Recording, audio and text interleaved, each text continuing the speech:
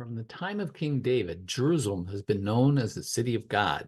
This is how it was described in Psalm 48, 1 through 3. Great is the Lord and most worthy of praise. In the city of our God, his holy mountain. It is beautiful in its loftiness, the joy of the whole earth. Like the utmost heights of Zaphon is Mount Zion, the city of the great king. God is in her citadels. He has shown himself to be her fortress. The Babylonians almost destroyed it, but it was rebuilt. The Romans did the same thing, and it has been rebuilt. Will the current Israeli and Palestinian conflicts destroy it again? Who knows?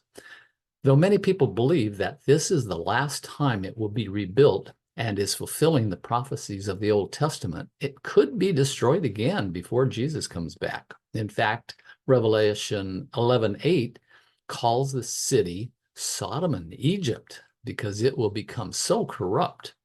A tenth of the city will be destroyed in an earthquake.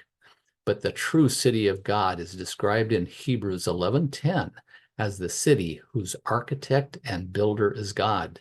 In verse 16, it is said to be a better country, a heavenly one. It also says, God has prepared a city for them. This is the city that is described in the Psalm, not a man-made city. It is also described in Revelation 21.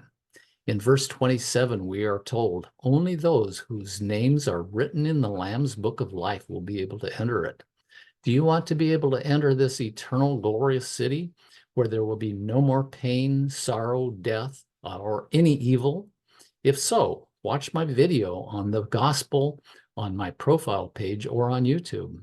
If your name is in the Lamb's book of life, you will overwhelmingly want to have him as your Lord and Savior.